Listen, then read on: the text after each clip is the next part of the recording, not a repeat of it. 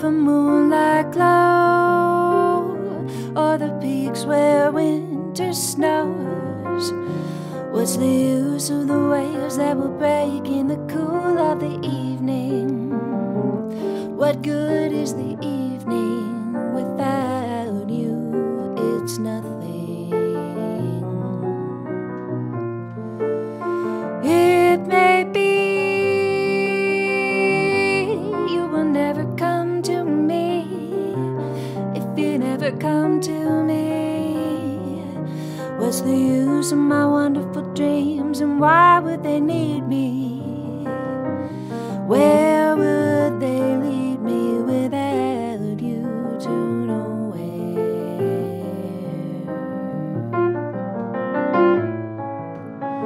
La da da da da da da da. Da da da da da da. Da da da. Da da da da da da da.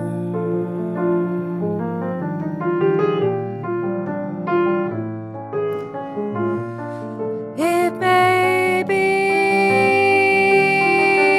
you will never come to me, and if you never come to me, what's the use of my wonderful dreams, and where would they need me? And where will they lead me without you? To nowhere, to nowhere.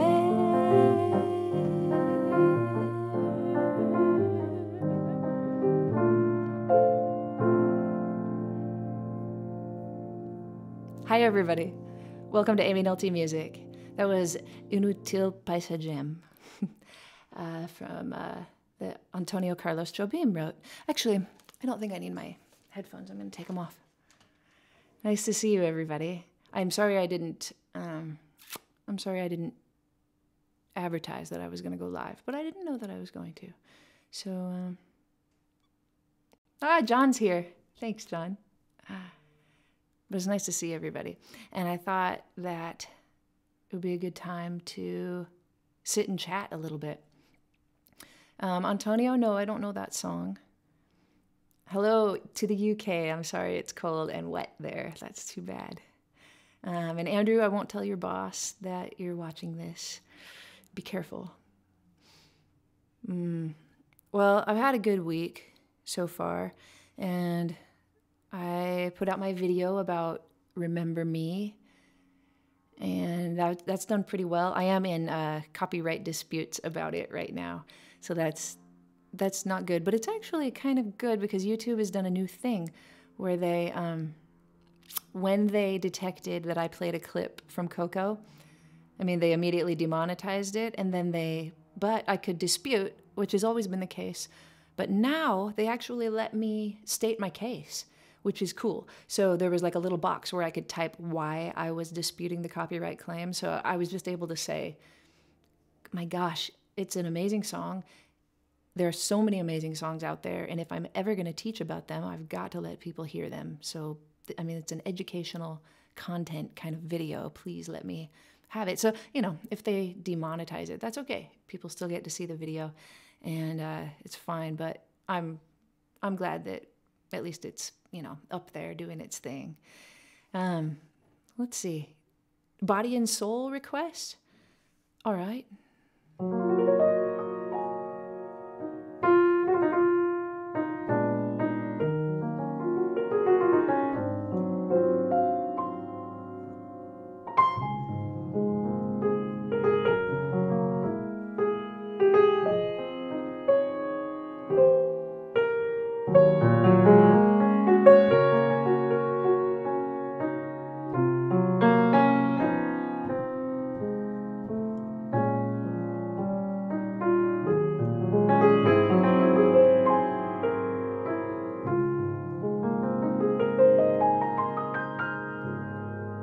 That's a good one.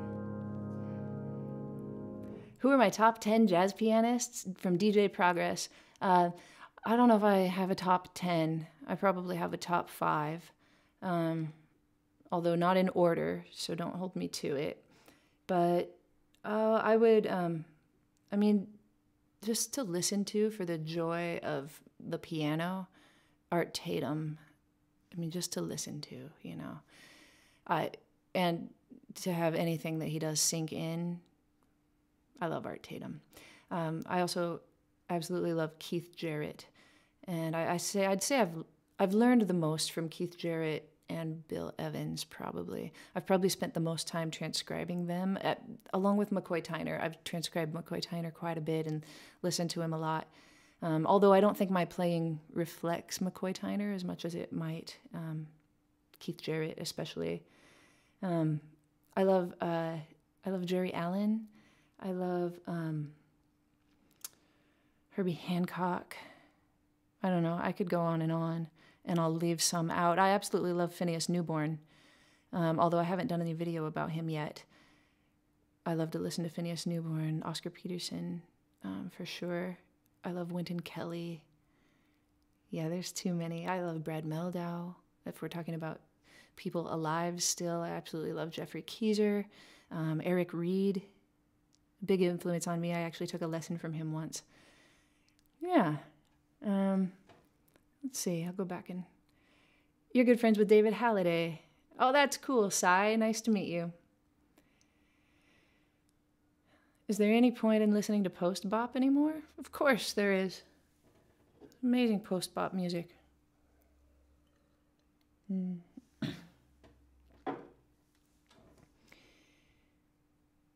I think there's a point in listening to everything. I was just listening to Chris Potter's interview with Rick Beato. If you guys haven't seen that, it's really good. I'm only halfway through it, but I mean, he talks about that his main guy to listen to was Johnny Hodges, and he talked about Duke Ellington's sax section and how they were his first influences. I thought that was really cool.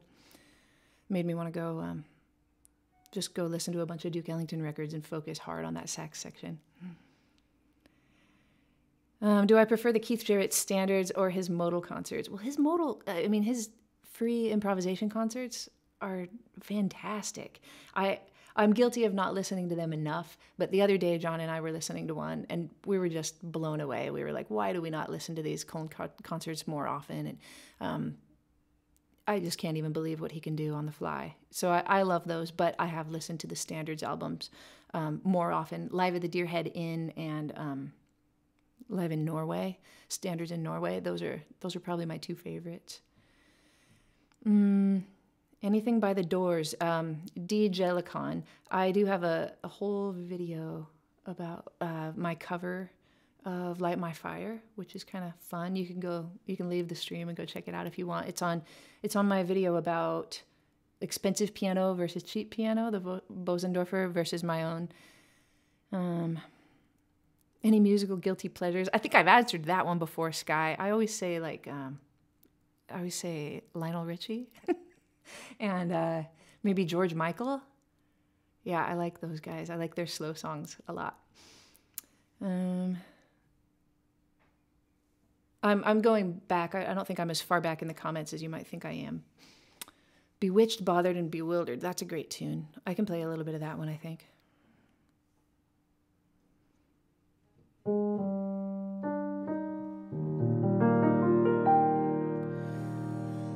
I'm wild again, beguiled again, a simpering, let me try that again, a simpering, whimpering child again, bewitched, bothered, and bewildered.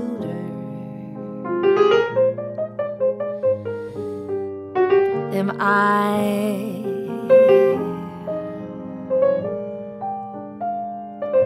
couldn't sleep and wouldn't sleep till love came and told me I shouldn't sleep. Bewitched, bothered, and bewildered. Am I? It doesn't go there. Anyway, there's a little of that.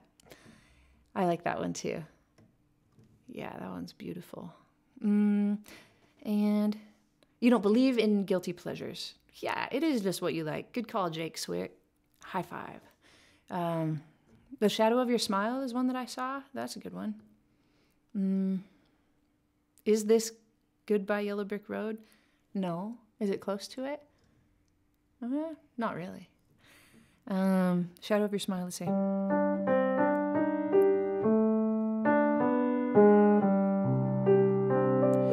The shadow of your smile when you are gone will color all my dreams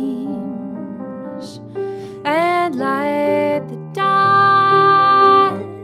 Look into my eyes, my love, and see all the lovely things you are to me. A wistful little star is far too high. A teardrop kissed your lips, and so did I. Now when I remember spring, all the joy that love can bring, I will be remembering the shadow of your smile. Ooh, William, that's a good question. How do I get my family to like and understand jazz? I think we need everybody's help on that one because I wasn't ever successful when I lived at home. It was sad. I remember getting an album in the mail because I used to do BMG in Columbia House. And I worked at my dad's oil changing shop. And it was a really slow time. And I was in the front office. And we had nice speakers in there. And my CD came. And it was Chick Corea and Bobby McFerrin play.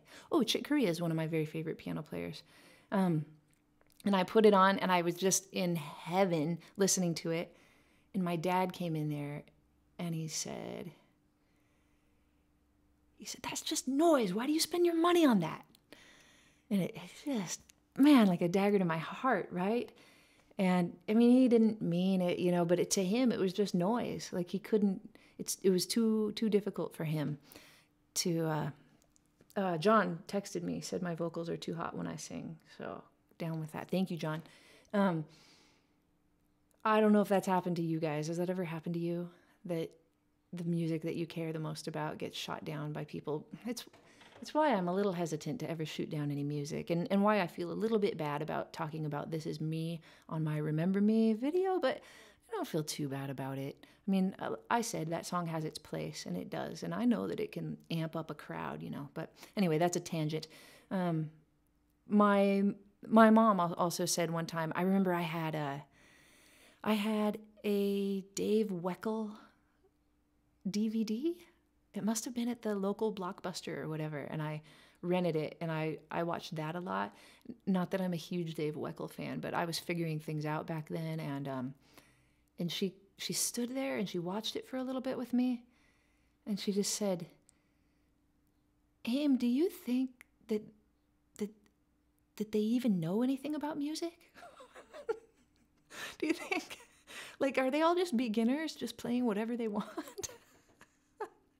And again, like, it was just like a knife to my heart. Sorry, Mama, if you're listening to this, I don't hold it against you.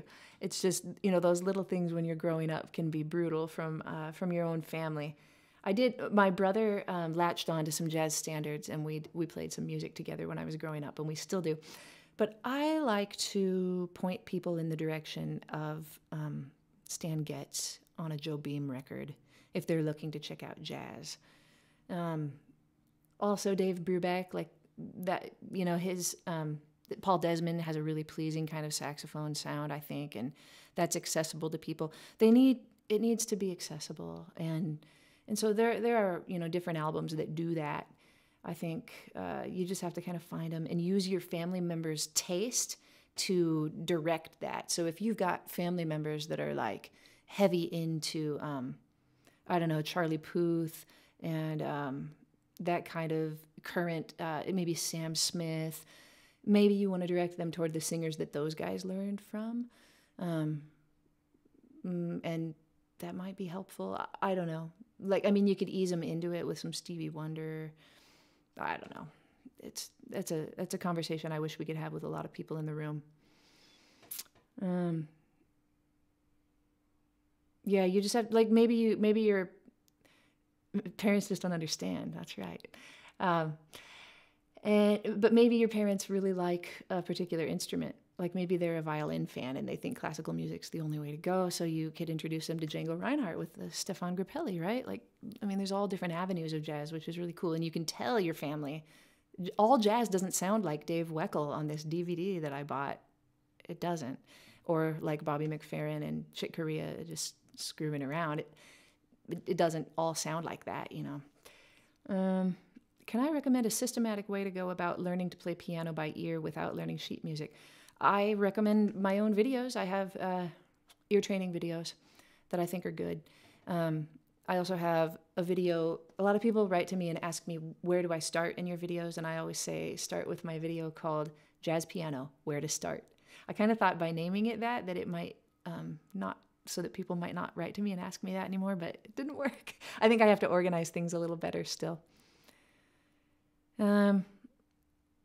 The Bill Evans arrangement of People is tougher to play than it looks. Did I do that video in one take?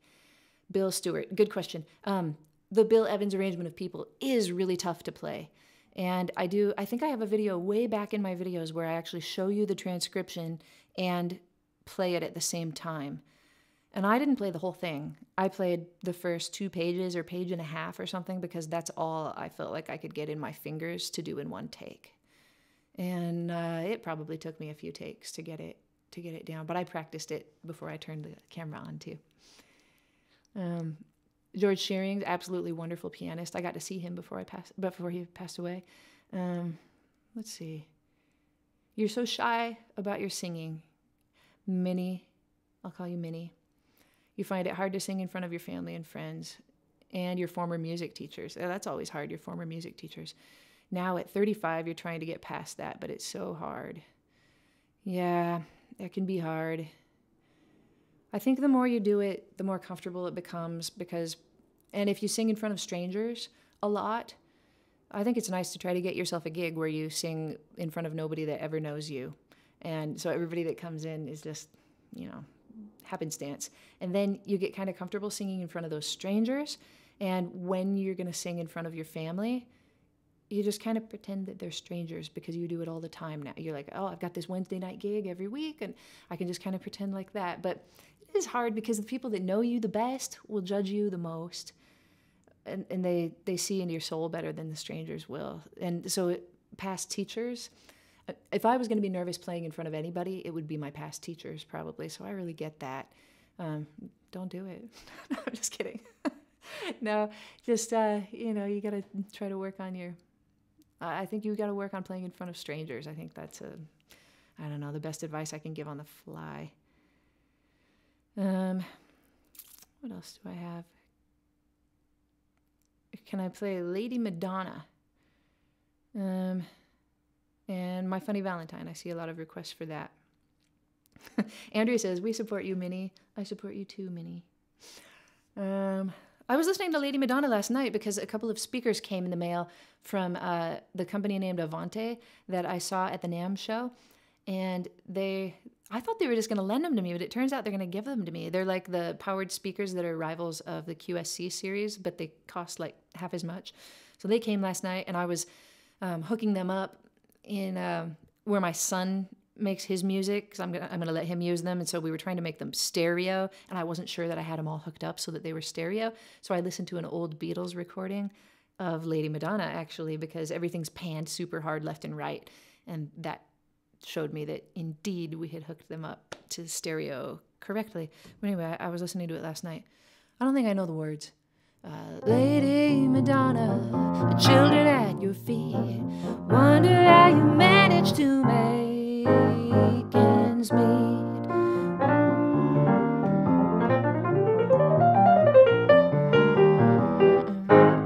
Yeah, I won't be any good at it, but it would be a fun one to practice. What was the other one? My Funny Valentine? What do I think about Lenny Tristano's playing?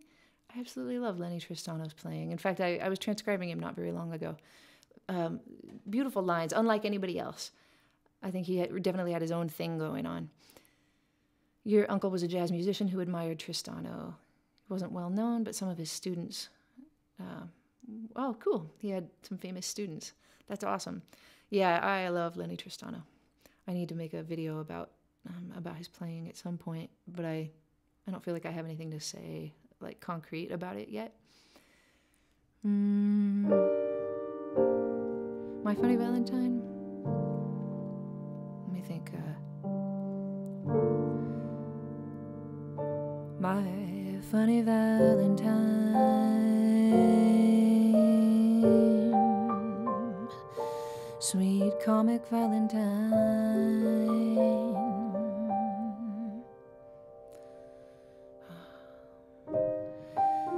you make me smile with my heart.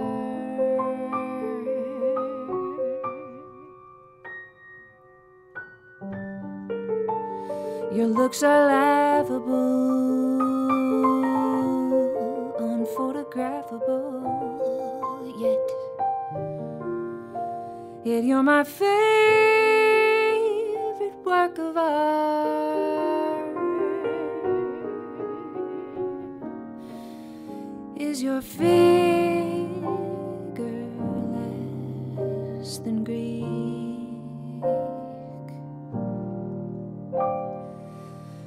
Is your mouth a little weak?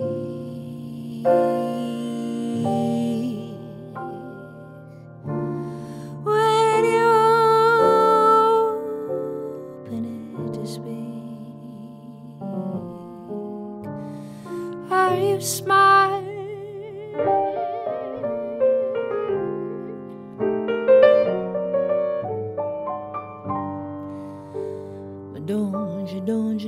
Don't you change your hair for me. Not if you care for me. Stay, little Valentine, stay.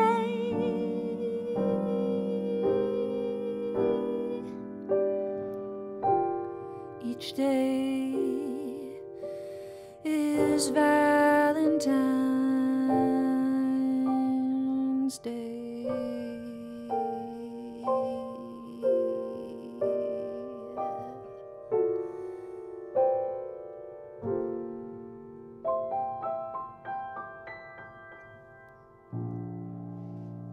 I remembered as I started that tune that you guys can only really see my right hand very much, so I decided to play up high. But it works nicely sometimes.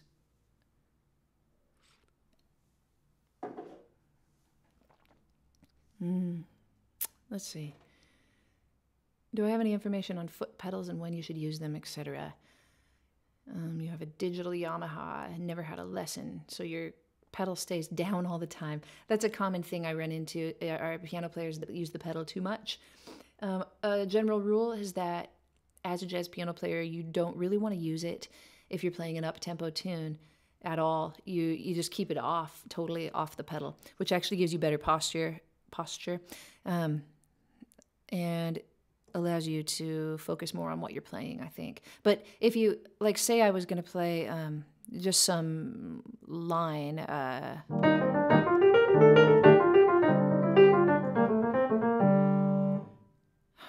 let's see. Oh, the volume's great when I'm singing from John, but quiet when I'm talking. Speak up a little bit. Okay, I can do that.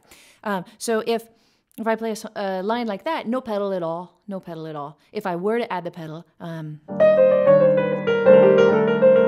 you can just tell right away, like all of the notes get lost. It's really muddy. But if you're playing a slower song like My Funny Valentine, like I just did, then the good rule is to lift up and press down again as your chords change. So here, it's down. It's going to come up really quick right here before I press this F sharp. And then it has a chance to pick up all of these cool notes that I'm playing. Right there. And then again. And again. And again.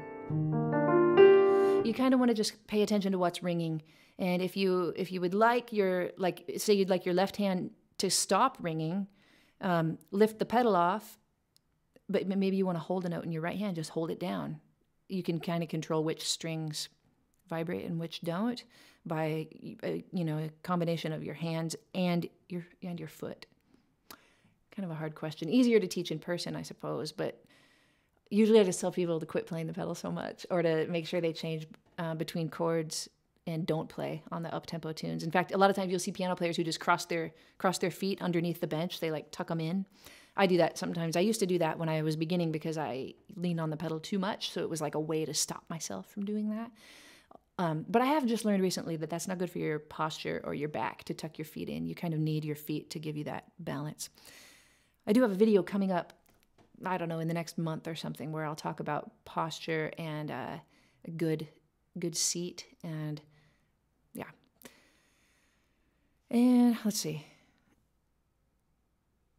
Do I practice classical pieces as well? I do. I have a book. I have several books, but when I was smaller, I learned a lot of classical pieces, and sometimes I'll pull them out as I'm practicing my technique to make sure that I'm holding my wrist properly, pulling my fingers back the way I like to, and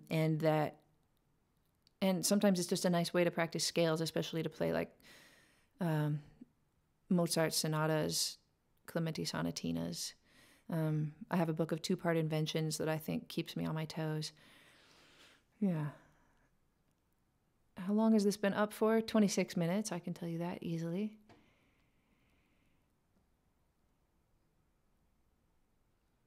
And yeah, let's do a B-flat blues, somebody said. What use, if any, of Barry's scale and chords? Barry Harris? Yeah. Barry Harris teaches you about his stuff better than I could ever teach you about it. Actually, Ken Hewitt, who has a great YouTube channel, you should all subscribe to Ken if you're not already. He does a really good job of explaining the Barry Harris diminished sixth scale. I would recommend going and watching that, but I do use it and love it and think it's pretty genius. B-flat blues. Let's pick one. How about, let's see.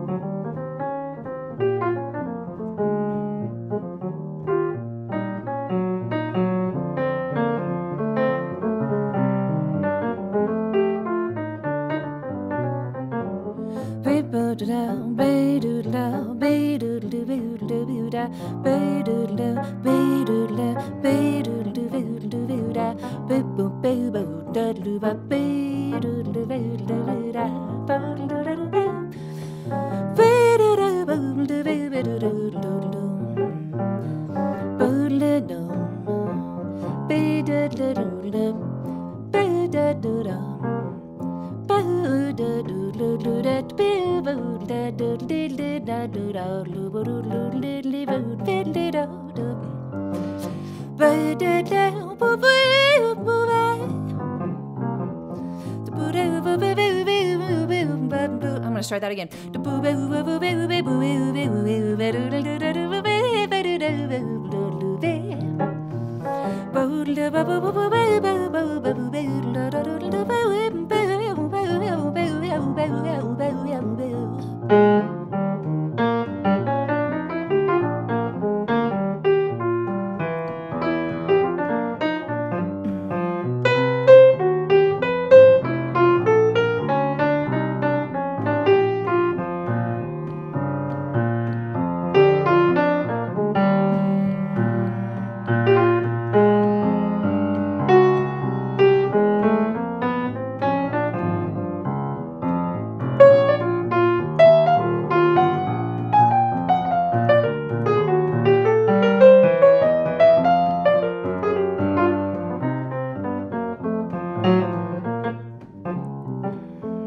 There you go, little B-flat blues. I tried to play a lot of neighbor tones to chord tones because I was just kind of feeling that. So notes that you normally wouldn't play on the blues, like a major 7 or a sharp 5. As long as you resolve those to the proper places, you can use them. Unless you're monk, then you just don't resolve them at all sometimes, and it's beautiful. Let's see. It seems like there was a good question.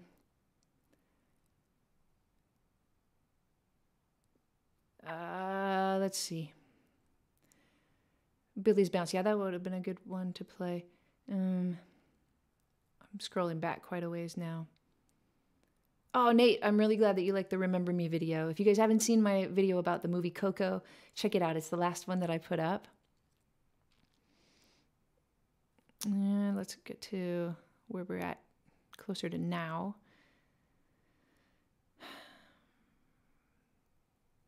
Oh, do I play any other instruments? That was the question. I do. I'm not super good at them. I don't have the chops, but I can play the trumpet okay. Like I could probably improvise over a tune at a pretty slow tempo on the trumpet, not too badly. Like my fingers work to remember all of those. Like, I don't even know, what do you call them? I don't know. Like that's pretty standard for me. I played like 6 or 7 years when I was a kid. My guitar playing is okay. A lot of times if we have like some kind of gathering, like a family reunion or something, I'll bring a guitar. I don't have a guitar that I like right now. Otherwise, I might bring it out sometime. But I can finger pick okay, and make my way through most chords that I need to play. Not so much jazz chords. I can play a good 2-5-1. I also can play some saxophone, but I'm not really good at that. My tone is no good. Can I play something classical? Yeah, I can try. I don't know how many things I have memorized. One of my favorites was is this one. It's a Mozart Sonata, number 3, I think.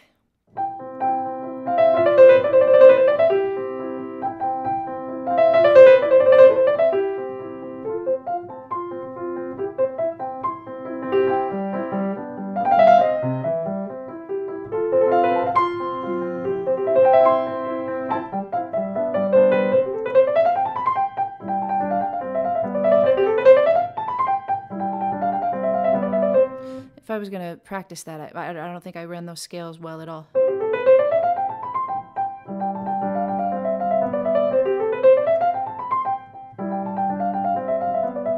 There you go. There's a little something.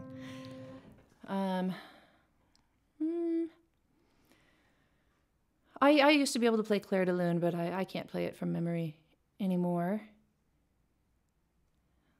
And let's see. I don't think I have much more time left. I have to go. But I'd like to sing something else. Maybe, I don't know, throw your requests at me. Let's see if something sounds good. And yeah, okay, so I'm a little behind on your comments. I'm just catching up with your comments about the Mozart, which is too bad, but thank you. Good Morning Heartache. There's a couple requests for that. Do My Romance with that weird chord you talked about. Here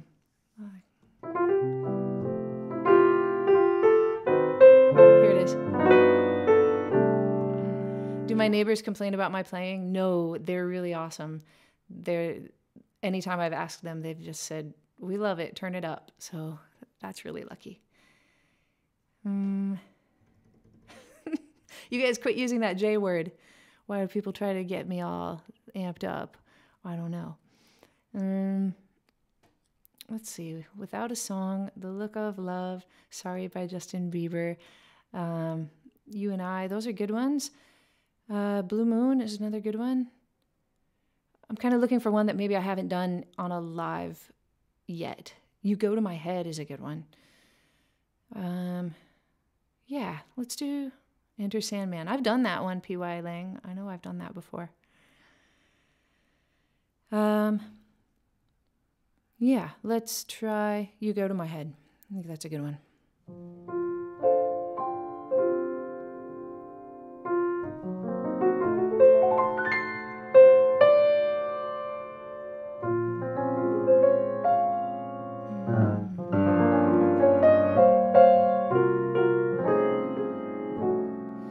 You go to my head,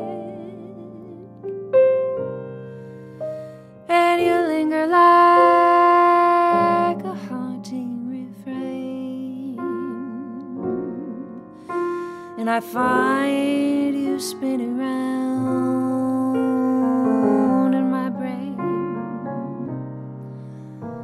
like the bubbles in a glass of champagne.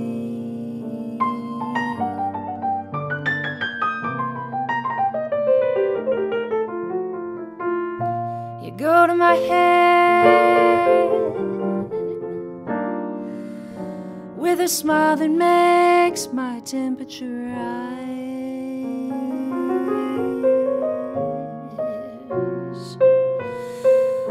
like a summer with 1,000 Julys. You intoxicate my soul with your eyes.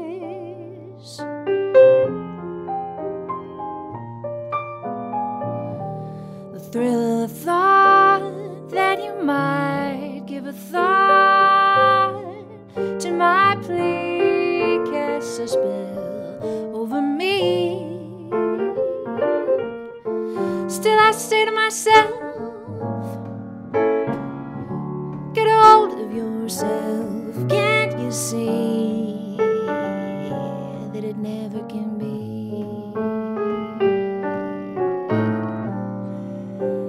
You go to my head like a sip of sparkling burgundy brew. I messed up the words. And I find the very mention of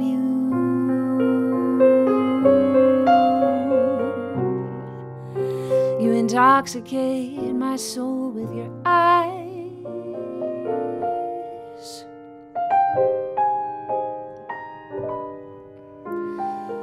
Though I'm sure that this old heart of mine hasn't a ghost of a chance with this crazy romance. You go to my head,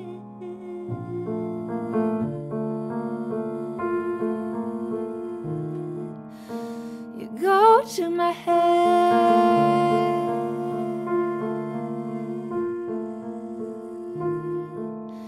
you go to my head.